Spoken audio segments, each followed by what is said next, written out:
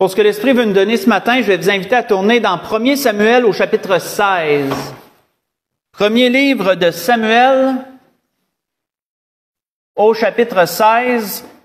On va lire du verset 1 au verset 3 pour débuter.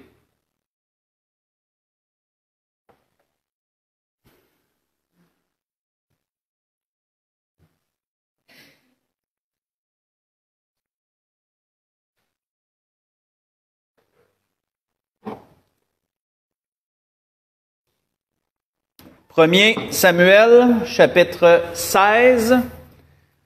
Débutant au verset 1, il dit, « L'Éternel dit à Samuel, « Quand cesseras-tu de pleurer sur Saül? Je l'ai rejeté afin qu'il ne règne plus sur Israël. Remplis ta corne d'huile et va. Je t'enverrai chez Isaïe, Bethléemite, car j'ai vu parmi ses fils celui que je désire pour roi. » Samuel dit, « Comment irai-je? Saül l'apprendra et il me tuera. » Et l'Éternel dit, « Tu emmèneras avec toi une génisse et tu diras, « Je viens pour offrir un sacrifice à l'Éternel. » Tu inviteras Isaïe au sacrifice et je te ferai connaître ce que tu dois faire et tu oindras pour moi celui que je te dirai. On va arrêter ici. Dans ce que nous lisons ici en introduction, le premier verset nous démontre un Samuel qui était terriblement déçu. Pourquoi? Parce que Dieu avait rejeté le tout premier roi d'Israël que lui, Samuel, avait oint. En qui, lui, Samuel, avait mis sa confiance. On voit que ce même Samuel, qui avait dit de Saül, le premier roi d'Israël, il avait dit, « Voyez-vous celui que l'Éternel a choisi? Il n'y a personne dans tout le peuple qui soit semblable à lui. » Voyez ça dans 1 Samuel 10, verset 24. C'est ce que Samuel avait dit de Saül. Pourquoi? Parce que Saül semblait avoir tout pour réussir. En apparence, il semblait avoir tout pour réussir. Saül avait un physique exceptionnel. La Bible nous dit qu'il dépassait tous les fils d'Israël d'au moins une tête. C'était un homme, certainement, on peut imaginer un homme costaud d'une grande carrure. Il avait un physique exceptionnel. Il se démarquait juste par son physique. Vous voyez ça dans 1 Samuel 10, verset 23. C'était un homme qui semblait avoir une attitude d'humilité. Parce que lorsqu'il a été choisi et que le peuple a été rassemblé, puis que Samuel a dit, « Ben, je vais vous présenter celui que Dieu a choisi comme roi. » Ils ont dit, « Il est où? » Et là, Samuel est obligé de demander à Dieu, il dit, « Il est où? » Ben, Dieu dit, « Il est caché dans les bagages là-bas. » Il a fallu qu'il aille le sortir des bagages puis l'amener au milieu du peuple. Donc, il semblait avoir une certaine apparence d'humilité, de timidité. C'est bon, ça. C'est des bons points, ça. Ça semblait être quelqu'un qui laissait présager à être enseignable. Quelqu'un qui est humble, c'est quelqu'un que tu peux enseigner. C'est quelqu'un qui va manger et il va recevoir ce que tu veux lui dire. Il semblait avoir les qualités pour devenir un roi sage et avisé. On voit que Saül, il n'avait pas fait l'unanimité parmi le peuple. Il y en avait des opposants. La Bible nous dit qu'il y en avait des méchants qui ont parlé contre lui, puis qui ont dit, c'est-tu ce Bethléem, c'est-tu ce Benjamite qui va régner sur nous? C'est pas lui qui va régner sur nous. Mais qu'est-ce que la Bible nous dit? Saül n'en avait pas fait cas de ces gens-là. Donc, il était capable de faire fi des opposants. C'est pas quelqu'un il semblait pas être quelqu'un qui allait prendre tout au pied de la lettre, puis que si tu parles contre moi, je vais t'être fâché. Non. La Bible nous dit qu'il avait laissé faire ceux qui s'opposaient à lui. Vous voyez ça dans 1 Samuel 10, verset 27. Il a même plus tard usé de pardon public envers eux. Parce que plus tard, après une première victoire, les gens ont dit, le peuple a dit, c'est qui là qui parlait contre toi? On va les amener puis on va les tuer. Puis Saül a dit non, laissez ça aller, c'est une journée de réjouissance, c'est pas une journée aujourd'hui pour tuer personne. Vous voyez ça dans 1 Samuel 11, verset 12 et verset 13. On voit que lorsqu'il y a eu un affront de la part des Ammonites envers Israël, que les Ammonites voulaient leur faire la guerre, puis ils ont dit, ben si vous voulez la paix, on va tous vous crever un œil. Puis il dit comme ça, il dit on va marquer une honte sur vous. Puis il dit comme ça, on vous fera pas la guerre si vous acceptez tout de vous faire crever un œil. Et quand Saül avait entendu ça, ça l'avait vraiment mis en rage. La Bible nous dit que l'Esprit de Dieu s'est saisi de lui. Puis qu'est-ce qu'il a fait? Il a pris un de ses bœufs qui était en train de labourer le champ avec, il l'a coupé en 12 morceaux, il a envoyé ça à toutes les tribus, puis il a dit, vos bœufs vont tous être traités pareil si vous vous emmenez pas vous battre. Et on peut voir que ça a fait réagir bien du monde. La Bible nous dit qu'ils les a tous rassemblés comme un seul homme. Puis ils sont allés battre les Ammonites, puis ils les ont battus. Ils sont allés combattre les Ammonites, puis ils les ont battus. Vous voyez ça dans 1 Samuel 11, versets 1 à 11, si vous voulez lire pendant la semaine. Saül semblait tout avoir pour réussir. Mais vous savez, Samuel, il n'avait pas demandé cette situation-là, lui. Parce que Samuel, il était juge avant sur Israël. Il avait été nommé juge. Dans le temps des juges, on le voit, ça a été le dernier juge, Samuel. Ses fils ont été juges après lui. Sauf que ses fils n'ont pas suivi sa voie. Ses fils étaient devenus méchants, étaient devenus des escrocs. Ils ne jugeaient pas selon la justice. Le peuple a demandé un roi. Puis en plus de ça, ils ont picossé Samuel avec ça. Parce qu'ils ont demandé à Samuel un roi qui les jugerait. Puis c'était lui le juge en Israël, donc ça l'a déplu pas mal. C'est venu le chercher, c'est venu tirer une petite fibre.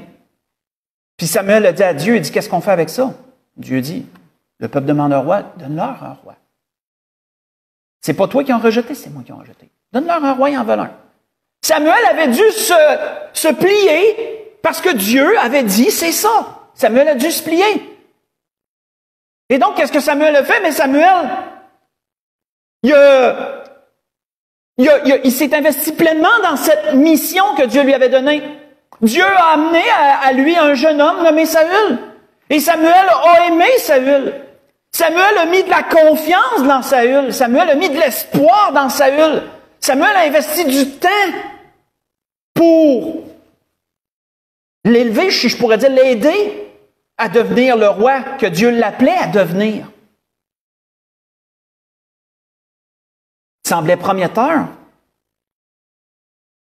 On voit qu'après la victoire contre les Ammonites, c'est Samuel qu'est-ce qu'il avait dit? Faites juste écouter avant qu'on enchaîne. Qu'est-ce que Samuel avait dit de Saül après la victoire sur les Ammonites? Samuel a rassemblé tout le peuple. Il a dit à tout le peuple, il dit, venez, allons à Gilgal pour y confirmer la royauté. Et tout le peuple se rendit à Gilgal et ils établirent Saül pour roi devant l'Éternel à Gilgal. Et ils se sont réjouis. C'est Samuel qui avait confirmé Saül. C'est Samuel qui avait dit, wow, c'est vraiment l'homme, c'est vraiment lui que Dieu nous a choisi. Hey, venez, puis on va le confirmer comme roi. Samuel avait mis tellement d'espoir dans Saül. On voit que c'est Samuel qui a dû annoncer à Saül, Dieu en a choisi un autre. À 2 reprises, Saül, malheureusement, de autant prometteur qu'il semblait être, Saül s'est révélé être un homme orgueilleux, s'est révélé être un homme rebelle à la volonté de Dieu, s'est révélé être un homme qui préférait plus plaire au peuple que de plaire à Dieu. Et à 2 reprises, il a été infidèle dans ce que Dieu lui a demandé. Et ça, quand Dieu a dit à Samuel, je l'ai rejeté. C'est Samuel qui a dû piler sur lui, malgré tous les espoirs, malgré tout le temps, l'amour qu'il avait mis dans Saül. C'est Samuel qui a dû aller voir Saül. C'est Samuel qui a dû dire à Saül, Dieu vient de te rejeter comme roi d'Israël. Dieu en a choisi un autre. Vous voyez ça dans 1 Samuel 15, verset 23 au verset 29. Et si on revient à l'introduction d'où qu'on a lu, qu'est-ce qui nous est dit précédemment? Si on recule dans le chapitre 15, verset 34, versets 34 et 35, qu'est-ce qui nous est dit? Qu'après que Samuel a dû pour la 2e fois confirmer à Saül que Dieu l'avait rejeté, pensons pas que Samuel, ça y a rien fait, ça. Samuel, ça y avait fait de quoi, ça? Ben de quoi même? La Bible nous dit que Samuel partit pour Rama, 1 Samuel 15, verset 34. Samuel partit pour Rama, et Saül monta pour sa maison à Gibéa de Saül, et Samuel n'alla plus voir Saül jusqu'au jour de sa mort. Car Samuel pleurait sur Saül, parce que l'Éternel se repentait d'avoir établi Saül pour roi d'Israël. Vous savez, on a un dicton québécois qui dit « loin des yeux, loin du cœur ». Mais c'est exactement ça. Samuel avait tellement mal, d'avoir tellement mis d'espoir, d'avoir tellement cru, d'avoir tellement souhaité, puis qu'en bout de ligne, ça s'avère être une amère déception, tout ça. Que Samuel s'est dit, ben, je veux plus le voir, ça fait trop mal. Ça fait trop mal, je préfère m'éloigner de lui, je préfère plus le voir. Ça me fait trop mal. Samuel a pu vouloir retourner voir Saül jusqu'au jour de sa mort. Puis quand on regarde, frères et sœurs, ce qu'on a là en introduction, on peut voir que, oui, Samuel t'est déçu, Samuel t'est dévasté, Samuel t'est inconsolable, mais Samuel l'a ruminé longtemps, sa déception. Puis qu'est-ce que sa déception l'avait fait? Sa déception l'avait arrêté d'agir. Sa déception sa déception l'avait plongé dans une inaction, de sorte que Samuel ne faisait que ruminer ces choses-là. Puis il a fallu que Dieu le reprenne. Il a fallu que Dieu lui brasse la cage, comme on dit. Il a fallu que Dieu lui dise, « Quand cesseras-tu de pleurer sur Saül? » C'est fort, ces mots-là, frères et sœurs. Ça nous dit que c'est pas juste une petite déception passagère, puis qu'après ça, Samuel s'est dit, bon, ben là, il faudrait bien avancer. Non, Samuel était inerte, là, il faisait plus rien, il ne faisait que ruminer ça, sa tristesse, sa déception, ses espoirs déchus, etc. Puis qu'il a fallu que Dieu lui dise, arrête ça, arrête de broyer comme ça du noir, arrête de ruminer comme ça. J'en ai choisi un autre. Faudrait que tu y ailles maintenant, hein? Faudrait que tu fasses quelque chose avec ça. Est-ce qu'on a déjà connu, frères et sœurs, ce genre de déception-là? On a-tu déjà connu des choses où que tout semble bien aller, ça semble prometteur, ça peut être un projet, ça peut être une amitié, ça peut être un amour, ça peut être un amour, ça peut être bien des choses où qu'on se dit « Hey, ça va être tellement merveilleux, c'est tellement beau! » Mais qu'en fin de compte, ça s'avère être une amère déception. On a-tu déjà connu ça? Certainement. Certainement. Qu'est-ce qu'on a fait avec ça après? Comment qu'on a géré notre déception? Est-ce qu'on a fait comme Samuel? Est-ce que cette déception-là nous a rendus inertes, puis qu'on s'est mis à ruminer ça, puis on seulement repensé à la déception qu'on a vécue? Est-ce qu'on a fait ça? Peut-être. Peut-être. Mais qu'est-ce que Dieu disait à Samuel? Dieu voulait que Samuel se ressaisisse. Dieu, il n'est pas arrêté par nos déceptions. C'est pas parce qu'on est déçu de quelque chose que Dieu peut plus rien faire. Dieu il n'y avait pas de plan futur. Dieu était... Non. Dieu a toujours une suite, frères et sœurs. Dieu, il a toujours quelque chose de préparé pour la prochaine fois. C'est préparé bien longtemps d'avance, ça. Puis qu'est-ce que Dieu fait? Ben Dieu, il attend après nous autres pour la suite. Dieu dit, arrête de ruminer ta déception. Surmonte ta déception. Avance. J'ai d'autres choses de préparer. Il y a une suite devant toi. Je t'attends. Avance, continue.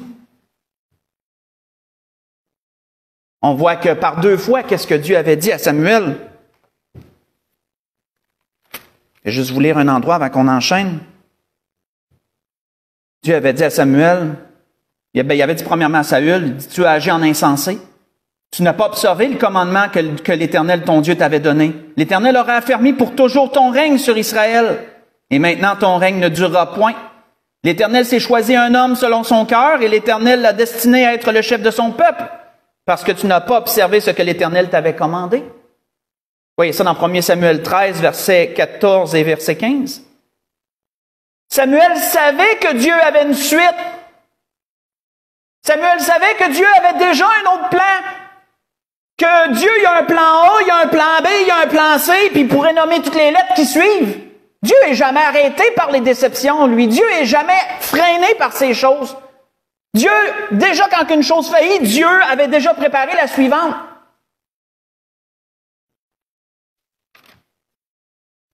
Est-ce qu'on est prêt pour la suite? Est-ce qu'on est prêt pour la suite? Ou sinon, si on est encore en train de ruminer la déception qui vient d'avoir lieu ou qui a eu lieu depuis un certain temps? Dieu, il attend après nous pour la suite. Dieu n'est pas dépassé par les échecs, même si nous, on l'est. On voit que c'est le prophète Ésaïe qui disait, il disait au peuple, n'as-tu pas appris que j'ai préparé ces choses de loin, que je les ai résolues dès les temps anciens? Maintenant, j'ai permis qu'elles s'accomplissent, dit Dieu. Vous voyez ça dans Ésaïe 37, verset 26. Dieu prépare ces choses de loin et Dieu attend que le temps arrive et lorsqu'il juge que le temps est arrivé, il permet que les choses s'accomplissent. Et on enchaîne. On voit que si on suit, si on continue à aller, où c'est qu'on a arrêté? Après que Dieu a brassé Samuel, si je peux dire ça comme ça, après que Dieu lui a dit, là, arrête de ruminer ça, là, arrête de ruminer cette déception-là, là, surmonte-la, là, cesse de pleurer sur Saül, je l'ai rejeté, mais je t'ai déjà dit qu'il y en avait un autre. Maintenant, va oindre l'autre que j'ai choisi. On voit qu'il nous a dit à partir du verset 4, il a dit, Samuel fit ce que l'Éternel avait dit. Oui, Samuel, ça leur saisit, puis il a dit, oui, Dieu m'a montré qu'il y avait une suite, il faut que j'agisse. Donc Samuel a fait ce que Dieu a dit. Il est allé à Bethléem. Les anciens de David accoururent effrayés au-devant de lui et dirent, ton arrivée annonce-t-elle quelque chose d'heureux? Et il répondit, oui, je viens pour offrir un sacrifice à l'Éternel. Sanctifiez-vous, venez avec moi au sacrifice. Et il fit aussi sanctifier Isaïe et ses fils, et il les invita au sacrifice. Et lorsqu'ils entrèrent, il se dit, en voyant Éliab, certainement loin de l'Éternel est ici devant lui. Et l'Éternel dit à Samuel, ne prends point garde à son apparence et à la hauteur de sa taille, car je l'ai rejeté. L'Éternel ne considère pas ce que l'homme considère. L'homme regarde à ce qui frappe les yeux, mais l'Éternel regarde au cœur. Arrêtons-nous là-dessus, frères et sœurs, un moment. Qu'est-ce que ça nous révèle, ça? Qu'est-ce qu'on vient de voir? Qu'est-ce qu'on vient de lire ici? C'est que Samuel croyait que la suite allait se passer exactement comme la première fois. Hey, Saül, là, il se démarquait par son physique. Quand il a vu Éliab, il y a un homme de haute taille, un homme encore de bâti, il s'est dit, tiens, hey, c'est lui. Et Dieu dit, non, ça ne se passera pas comme la première fois. Cette fois-ci, ça va se passer différemment. C'est pas lui, je l'ai rejeté. Je l'ai rejeté. Et vous savez, frères et sœurs, on peut se faire prendre parfois comme ça. Quand on décide de passer par-dessus notre déception, puis qu'on décide d'avancer dans ce que Dieu a préparé pour la suite, parfois on peut se faire des scénarios, hein? On peut se dire, ça va sans doute se passer comme la première fois. Non. Non. Dieu a tellement de multiples façons de parler puis d'agir que la suite peut se passer très différemment de la première fois. Comme ici. On voit que Salomon disait dans les Proverbes, et c'est bien de le relever, Salomon avait dit, « Confie-toi en l'Éternel de tout ton cœur et ne t'appuie pas sur ta sagesse. Reconnais-le en parlant de Dieu dans toutes tes voies et il aplanira ton sentier. » Vous voyez ça dans Proverbe 3, versets 5 et verset 6. On peut se faire parfois des scénarios. Parfois, on peut s'imaginer qu'est-ce que va être la suite. Mais frères et sœurs, qu'est-ce qui est important? C'est pas les scénarios qu'on peut se faire. C'est pas d'avoir raison ou d'avoir tort sur la suite. L'important, c'est d'être là où ce que Dieu veut qu'on soit, c'est de se confier en lui pour la suite. C'est de dire, peu importe comment ça va se dérouler, parce que c'est toi qui l'as prévu, ça va bien aller. Ça va être bon. Il y a du bon pour la suite. Il faut y faire confiance à Dieu. C'est pour ça que Salomon disait ça. Si tu réussis à le reconnaître dans tes voies, si tu réussis à voir que Dieu est là avec toi, Dieu t'es là où Dieu veut que tu sois, Dieu t'accompagne, si tu le reconnais dans tes voies, inquiète-toi pas, il va aplanir ton sentier. Confie-toi en lui. On voit que après que Dieu ait révélé à Samuel, ça va pas se dérouler de même cette fois-ci. C'est pas comme avant, là. On a brassé les cartes. J'ai brassé les cartes, les choses ont changé. Ça sera pas pareil. On voit que Samuel a continué. Puis là, nous, on voit ce qui s'est passé entre lui et Dieu. mais certainement que ça n'a peut-être pas tant paru aux yeux des autres qui étaient là à ce moment-là. Et Samuel n'a pas fait une pause, il n'a pas dit « Attendez tout le monde, je suis en train de parler avec Dieu. OK, on peut continuer. » Non, certainement que c'est toutes des choses qui se passaient entre lui et Dieu dans sa tête, hein? Puis que les fils d'Ésaïe étaient là devant lui, puis pendant ce temps-là, entre Samuel et Dieu, ça se parlait, là. Puis les autres ont certainement pas vu tout ce qui se passait. Puis en fin de compte, Samuel il a dit devant Eliab, il a dit non, en fin de compte, au suivant, ça marche pas. Isaïe appela Abinadab et le fit passer, est-il dit au verset 8, devant Samuel. Samuel dit non, l'Éternel n'a pas non plus choisi celui-ci. Isaïe fit passer Shama. Et Samuel dit, l'Éternel n'a pas non plus choisi celui-ci. Isaïe fit passer 7 de ses fils devant Samuel. Et Samuel dit à Isaïe, l'Éternel n'a choisi aucun d'eux. Puis Samuel dit à Isaïe, sont cela tous tes fils? Il répondit, il reste encore le plus jeune, mais il fait paître les brebis.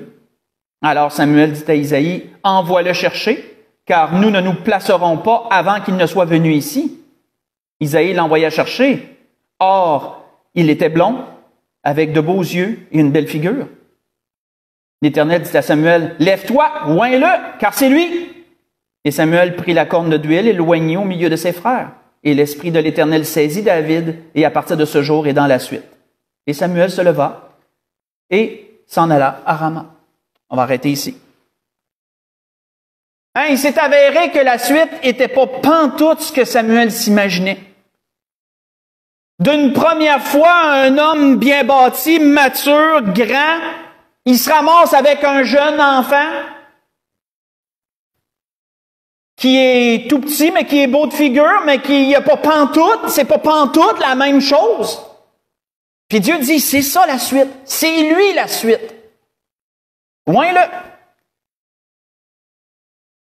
On voit que Samuel s'était complètement trompé sur ce qu'il pensait être la suite. Puis, pas rien que lui, son père, le père de David, s'était complètement trompé puisqu'il l'avait laissé dans le champ. Il a dit certainement qu'on n'aura pas besoin de lui là. Puis en fin de compte, c'est lui la suite. L'homme peut se tromper, frères et sœurs. On peut se faire des scénarios, on peut s'imaginer bien des choses. Mais Dieu, lui, se trompe-tu sur la suite? Non. Dieu ne se trompe pas sur la suite. Et quand on pense à David, là, ça a été le roi le plus célèbre qu'il y a eu en Israël.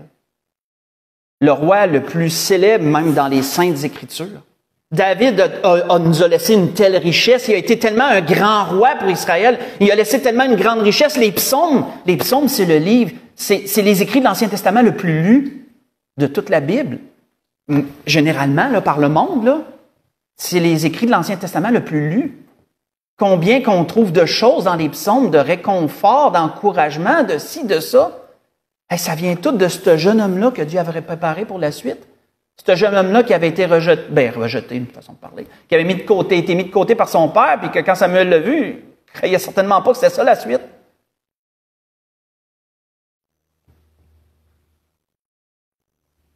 Vous savez, frères et sœurs, oui, ça peut nous arriver d'être déçus par des choses. Puis il faut faire attention à ça. Parce que c'est humain, c'est normal d'être déçu. Mais il faut faire attention que Satan ne nous arrête pas avec ça. Il faut faire attention que Satan ne nous arrête pas puis qu'on fasse comme une vache. Vous savez, ruminer, je l'ai cherché dans le dictionnaire parce que l'esprit me ramenait ça souvent dans la tête. C'est quoi ruminer?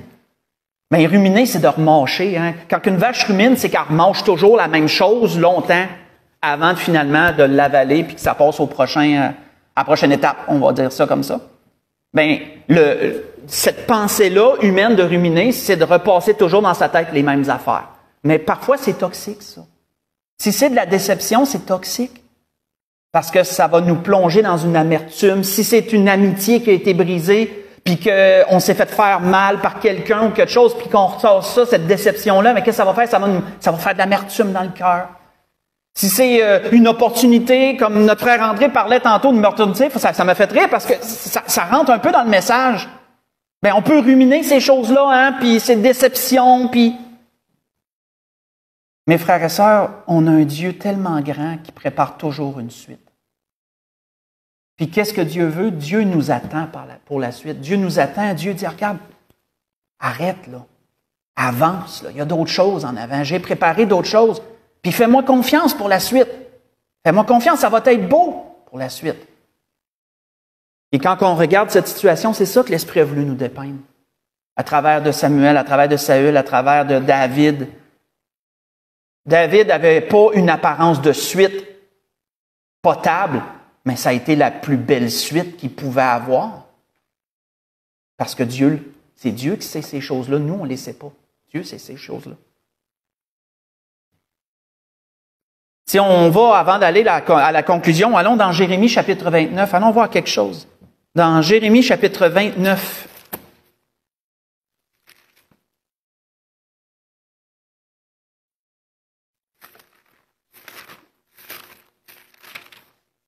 Jérémie chapitre 29. On va lire à partir du verset 11. À partir du verset 11 jusqu'au verset 13. Dieu révèle ici ses pensées à son peuple.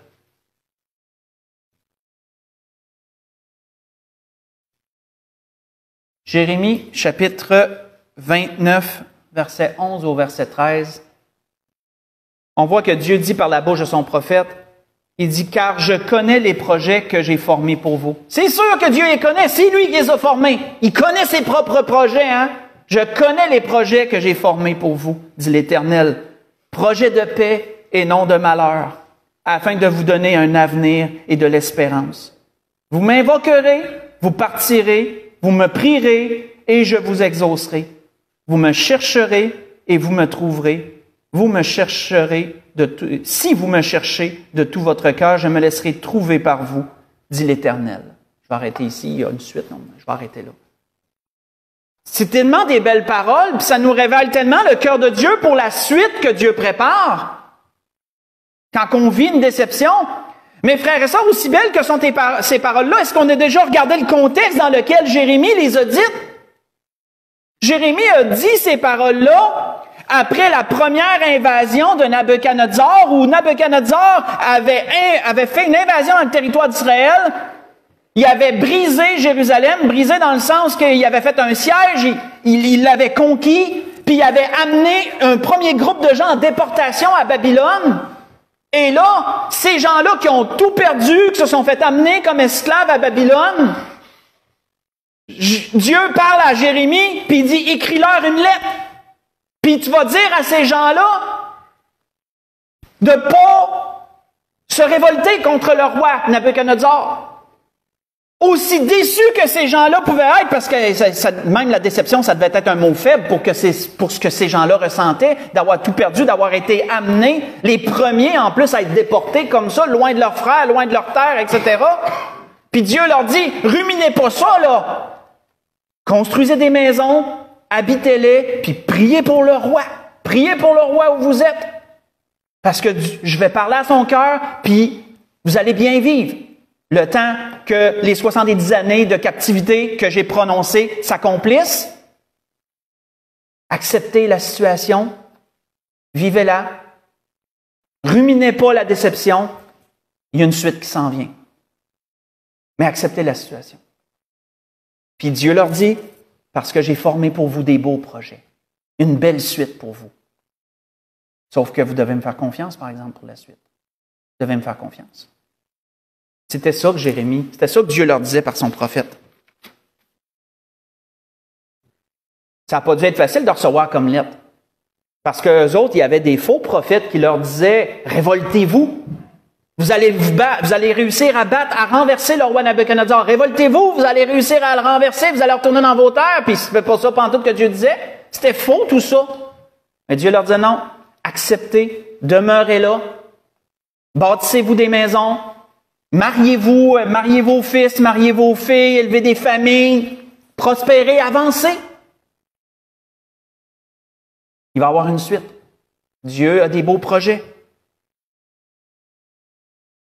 Frères et sœurs, sachons gérer nos déceptions. Parce qu'on va en avoir. Mais ne laissons pas le diable nous arrêter par nos déceptions. Samuel a été un bel enseignement pour nous dans ce que l'Esprit veut nous dire ce matin là-dessus. Ruminer, c'est pas bon. Dieu n'est pas freiné par nos déceptions. Dieu est puissant, Dieu est grand, il y a une suite. Dieu nous attend pour la suite. Il attend juste qu'on se relève puis qu'on marche avec lui pour la suite. Puis Dieu nous assure, il y a des beaux projets, il y a des belles choses en avant. C'était ce que l'Esprit voulait nous dire ce matin.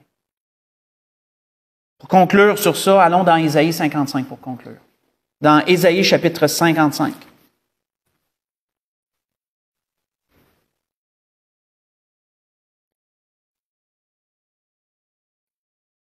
Ésaïe chapitre 55, on va lire à partir du verset 6.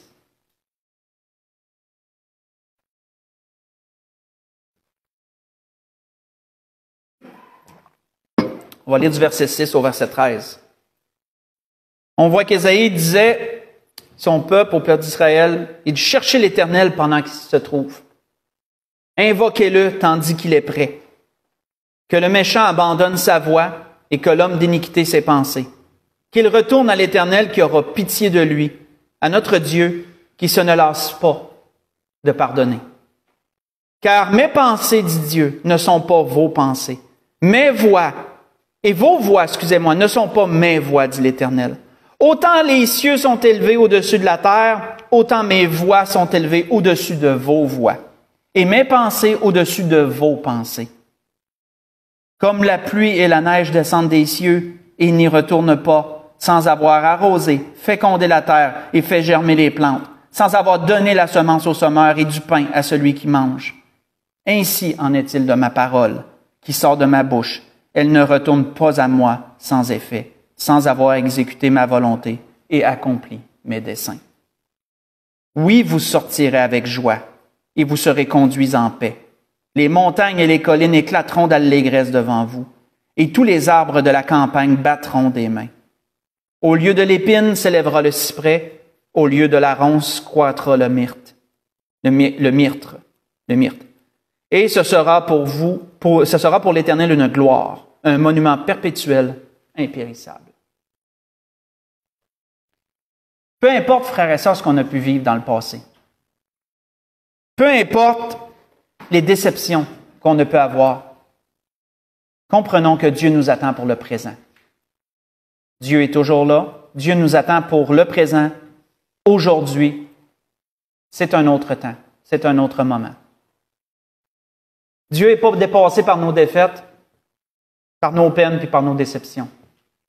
Dieu a toujours un plan déjà préparé d'avance pour l'avenir.